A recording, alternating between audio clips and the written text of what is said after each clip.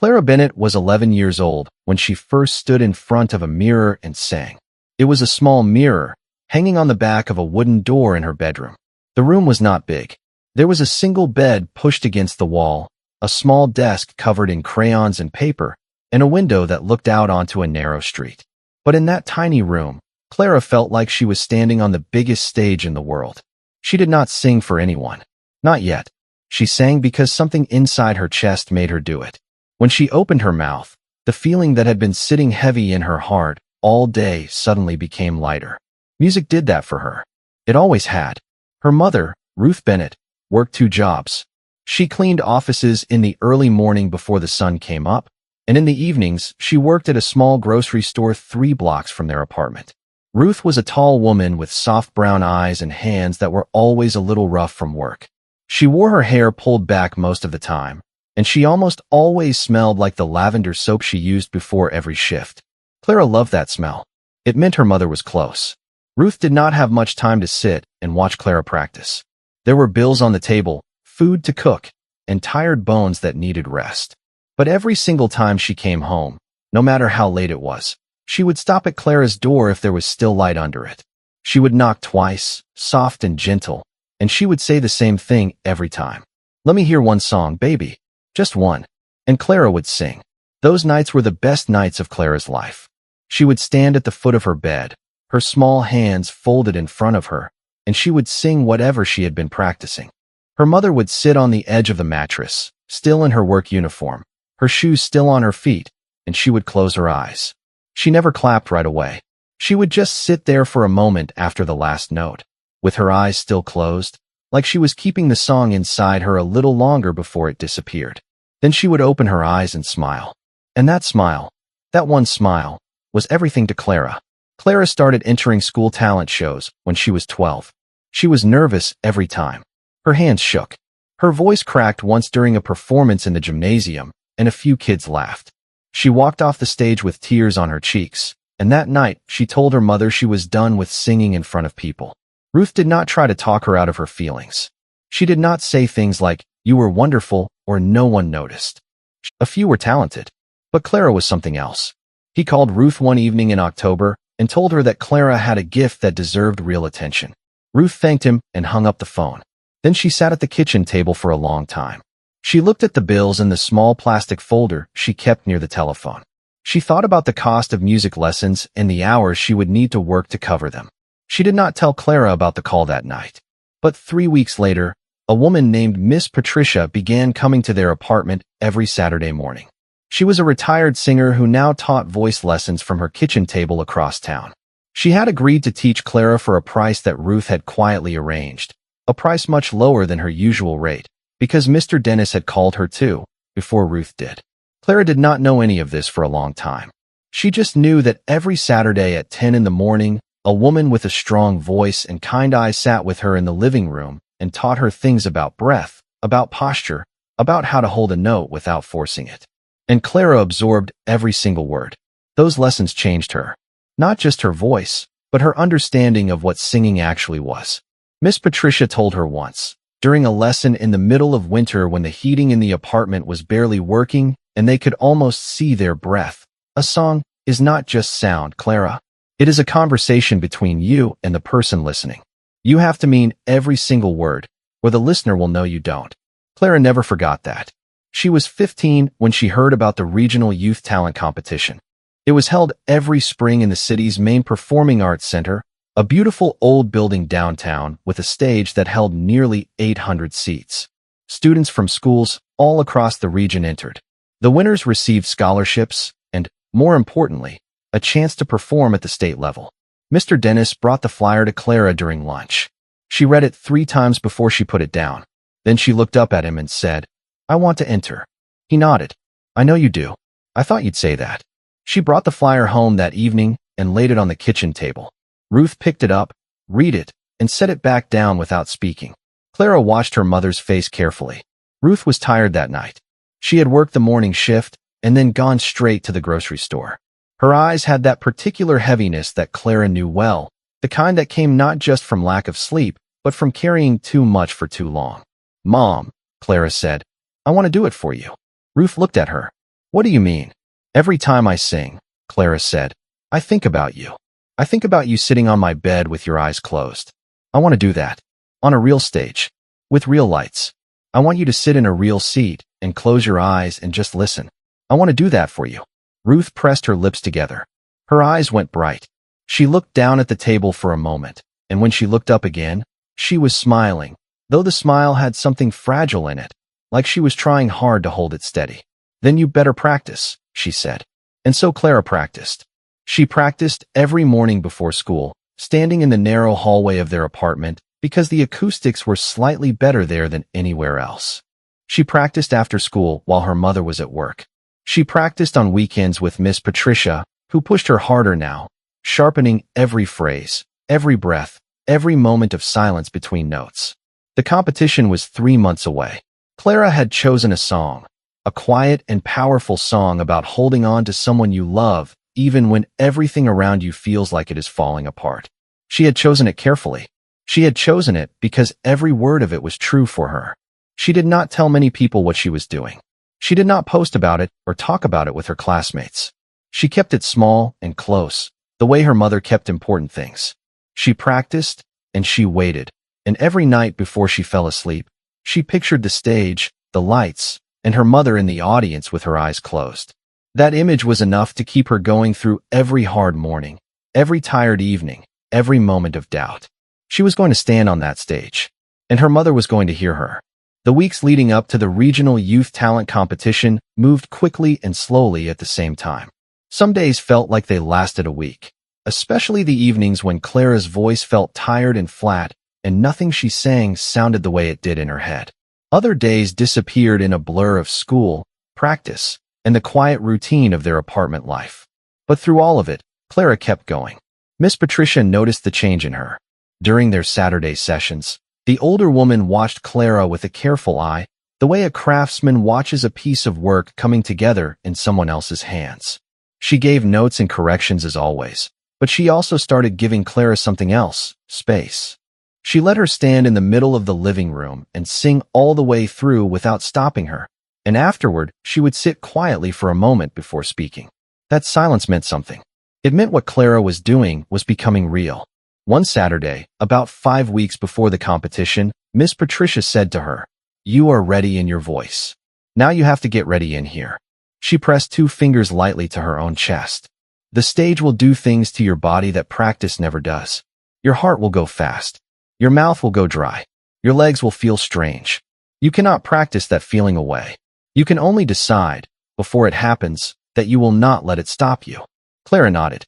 She had heard similar things before, from Mr. Dennis, from her mother. But hearing it now, with the competition only weeks away, it landed differently. It settled into her stomach like something heavy and warm.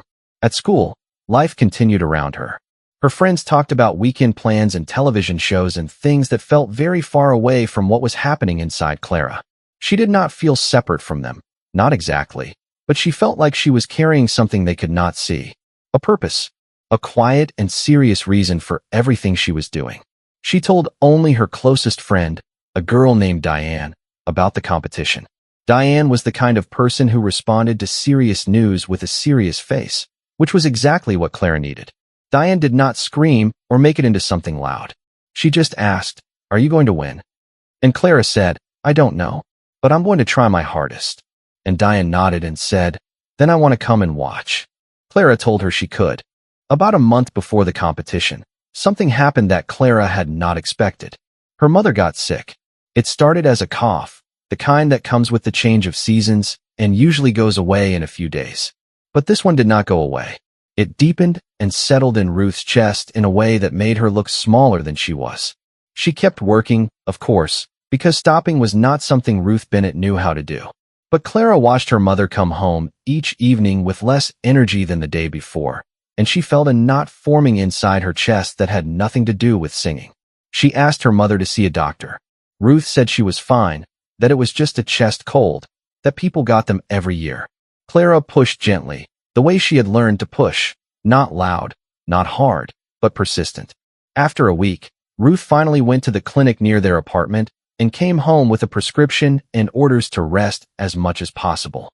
Rest, for Ruth Bennett, meant cutting back from 2 jobs to one for a short period. That decision cost them. Clara knew it did, even though her mother never said so.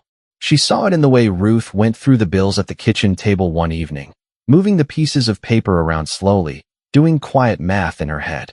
That night, Clara went to her room and sat on the edge of her bed for a long time. She thought about the competition. She thought about the stage and the lights and the 800 seats. And she thought about her mother. She did not let herself cry, but she let herself feel everything she was feeling. She held it, the way Miss Patricia had taught her to hold a note, without forcing, without flinching. Then she got up and practiced.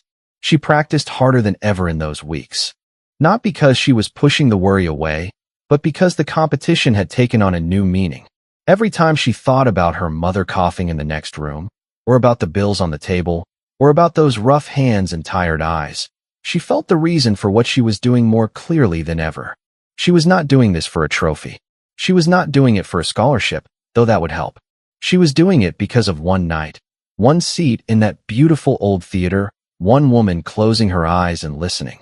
Ruth began to feel better as the weeks passed. The medication worked, and with some rest, the cough eased. By 2 weeks before the competition, she was back to something close to her normal self, though still a little quieter, a little slower.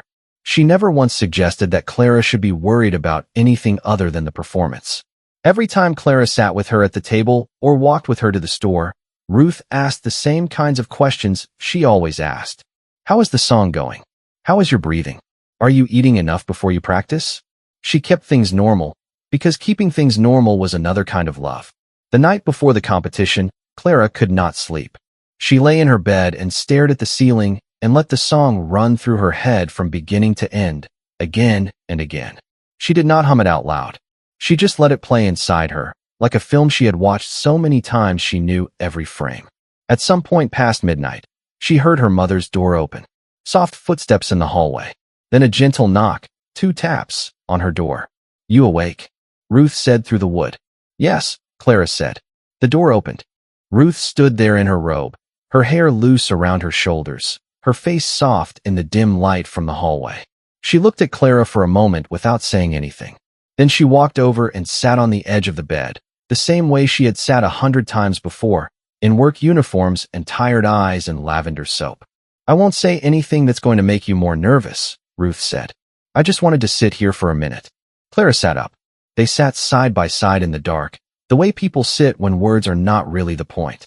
After a while, Ruth said, whatever happens tomorrow, I need you to know something. I have watched you your whole life. I have watched you when you were learning and when you were struggling and when you wanted to quit. And every time you opened your mouth to sing, I felt something I can't describe. You gave that to me. You already gave me that. Tomorrow is just tomorrow. Clara put her head on her mother's shoulder. Ruth put her arm around her. They sat like that until Clara's eyes grew heavy. Ruth stayed until her daughter was asleep, and then she got up quietly, pulled the blanket up, and went back to her own room. In the morning, they got up early. Ruth made eggs and toast, and they ate together at the small kitchen table without saying very much. Clara got dressed carefully. She had a simple outfit, dark trousers and a soft blue top that Ruth had bought for her 3 weeks earlier from the discount rack at a department store. Ruth had pressed it the night before and hung it on the back of Clara's door. They took the bus downtown. They sat next to each other, and Ruth held Clara's hand the whole way, the way she used to when Clara was very small and the city felt too big. When they arrived at the Performing Arts Center, Clara looked up at the building. It was exactly as she had imagined it. Stone steps, tall windows, doors that opened into a lobby with a high ceiling. Other young performers were arriving with their families. Voices echoed in the lobby. Somebody was doing vocal warm-ups near a far wall. A woman with a clipboard moved through the crowd, checking names off a list. Ruth squeezed Clara's hand once. Go find out where you need to be, she said. I'll be in my seat. Clara looked at her mother. She wanted to say something, but there were no words that were big enough or right enough. So she nodded, and she walked forward. Behind her, she heard her mother's footsteps going in the other direction, toward the seating entrance. Clara did not look back, but she felt it, the invisible thread between them, stretching but not breaking as she walked toward the stage. The backstage area of the Performing Arts Center was not glamorous. It was a long corridor with pale yellow walls and fluorescent lights that buzzed faintly overhead. Folding chairs were lined along one side, and performers sat in them at various stages of nervousness, some with headphones in, some mouthing words to themselves, some just staring at the floor. A smell of old wood and stage dust filled the air. Clara found it strangely comforting. She checked in with the woman holding the clipboard and was given a number, 12. There were 22 performers in total. She would go on in the second half of the show. That meant waiting, and waiting was the hardest part. She found a chair near the end of the corridor and sat down. She kept her bag on her lap and her hands folded on top of it. She did not put in headphones. She did not look at her phone. She just sat and breathed, the way Miss Patricia had shown her. Slow in through the nose, slow out through the mouth, letting the body settle. A boy named Marcus sat 2 chairs down from her. He was about her age, maybe a year older, and he was holding a violin case across his knees. He caught her eye and gave her a small nod, the kind that said, "I see you. I'm nervous too. Good luck." She nodded back. There was a quiet language among performers that needed no words. As the show began on the other side of the heavy stage door, Clara could hear faint music and the muffled sound of applause. She tried not to think about what was happening out there, the seats filling up, the lights going down, her mother sitting somewhere in that crowd. She tried to stay in the corridor, in her body, in the breath. 30 minutes passed, then an hour. One by one, numbers were called and performers disappeared through the stage door and came back a few minutes later, some flushed and relieved, some quietly deflated. The boy with the violin went in during the 9th slot and came back with shining eyes, which told Clara something good had happened for him. When the stage manager called number 12, Clara stood up so quickly her bag nearly fell. She caught it, took one more slow breath, and walked to the door. She stepped into the wings of the stage. From there, she could see the edge of the performance space, the smooth wooden floor, the warm glow of the stage lights, and just beyond the bright edge, the dark shape of the audience. She could not see individual faces from where she stood, but she knew her mother was out there. Somewhere in those 800 seats, Ruth Bennett was sitting, probably with her hands folded in her lap and her back straight, the way she sat when something important was happening. The performer before Clara finished her act, a young girl who played the piano beautifully, and the applause rose and fell. Then there was a brief pause. The announcer's voice came over the speakers, clear and smooth, reading Clara's name and her school. Clara walked out. The lights hit her all at once. They were warmer and brighter than she had expected, and for one split second, the entire world went white and silent. She stopped at the center mark on the stage, the small piece of tape on the floor that told her where to stand, and she looked out at the audience. She could not see them. The lights made the crowd into a dark mass beyond the edge of the stage, shapeless and enormous. For a moment, her heart knocked hard against the inside of her chest, exactly as Miss Patricia had warned her it would. Her mouth felt dry. Her knees felt strange. Everything she had practiced felt very far away. And then she thought of her mother. She did not think of the moment that was happening. She thought of the kitchen table. She thought of lavender soap and work uniforms and 2 soft knocks on a bedroom door. She thought of a woman sitting on the edge of a mattress with her eyes closed, keeping a song inside herself a moment longer before it disappeared. She thought about what all of that cost, not in money, but in time, in exhaustion, in love given so quietly that it never asked to be noticed. She opened her mouth and sang. The first note came out clean and true, and it moved through the theater the way a stone moves through still water, creating rings that spread outward and touched every wall. Clara felt the song the way she had always felt it in her bedroom, in her hallway, and in Miss Patricia's living room. Not as something outside herself, but as something coming from deep inside, from the part of her that had been listening and learning and growing all these years. She sang every word like she meant it, because she did. The song was about holding on. About the kind of love that doesn't make speeches or buy gifts, but shows up, day after day, in small and ordinary ways, and holds a life together by the simple force of its presence. Clara had not understood the song fully when she first chose it, but she understood it now, standing under those lights, her voice filling the space between herself and the darkness where her mother was sitting. She did not rush. She did not force. She breathed where she was supposed to breathe, and she let the quiet parts be quiet and the full parts fill the room completely. Time moved differently on that stage. It stretched and slowed in a way that felt almost like standing still, even as the song moved forward.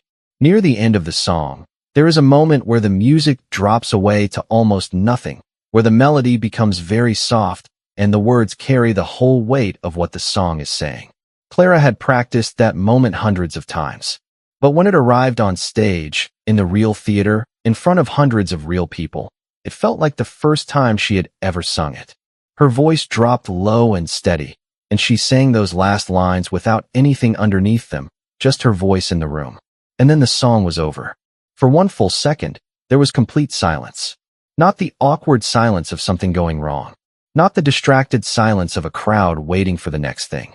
This was the silence of a room that had been touched and needed a moment before it could move again. Then the applause started. It began in the middle of the house and spread quickly, moving outward until the entire theater was clapping, and several people stood up, and the sound became something enormous and warm that washed over Clara where she stood. She did not move right away. She stood in the middle of the stage and looked out at the dark mass of the crowd, and she tried to find her mother in it. She could not, of course. The lights were still too bright. But she looked anyway. She looked in the way you look at a place you love, even when you cannot see every part of it. She bowed and walked off the stage. In the corridor, she sat back down in her folding chair and put her hands over her face. She was not crying, not exactly, but something was moving through her that needed a moment to pass. The rest of the competition continued. More performers went out and came back. The judges, seated at a long table to the side of the stage, wrote on their score sheets. At the end of the show, all the performers were brought out to stand together on the stage, and the results were announced. Clara did not win first place. She came in second, behind a 17-year-old boy who played the guitar and sang original songs with a confidence that even Clara could admire. First place came with a larger scholarship and a spot at the state competition. Second place came with a smaller scholarship and a certificate. Clara held the certificate and the envelope with the scholarship information and felt something quiet and satisfied moving through her. Not disappointment, not regret, just a kind of stillness. She had done what she came to do. After the ceremony, families were allowed into the lobby. Clara walked out through the stage door and into the open space, and she looked around. The lobby was full of noise and movement, people hugging performers, cameras flashing, voices calling out names. She saw her mother before Ruth saw her. Ruth was standing near a tall window at the far end of the lobby, slightly apart from the crowd, in the way she always stood in busy places, still and quiet, not pushing forward, just waiting. She was wearing her good coat, the dark blue one she saved for important occasions, and her hair was down. She looked taller than usual, or maybe it was just that Clara was looking at her differently now. Clara walked toward her, and when Ruth saw her coming, she did not smile right away. She did the same thing she always did. She watched her daughter walking across the room, and she held the moment, the way she used to hold the last note of a song, not wanting to let it go too quickly. Then Clara reached her, and Ruth pulled her in close, and they stood like that in the middle of the busy lobby without speaking. After a long moment, Ruth pulled back and looked at her daughter's face. Her eyes were wet, though she blinked it back steadily in the way that she did most things, without making a show of it. Did you hear it? Clara asked. Her voice was smaller than it had been on stage. Ruth looked at her for a moment. Then she said, I closed my eyes. Clara understood exactly what that meant. It meant the same thing it had always meant, sitting on the edge of a small bed in a small room at the end of a long day. It meant that the song had been real. It meant that it had reached the person it was meant for. It meant everything. They walked out of the building together, into the cool evening air, and took the bus home. They sat side by side again, Ruth's hand over Clara's, the city moving past the windows in the familiar way it always did. They did not talk much. There was nothing that needed to be said, and they both knew it.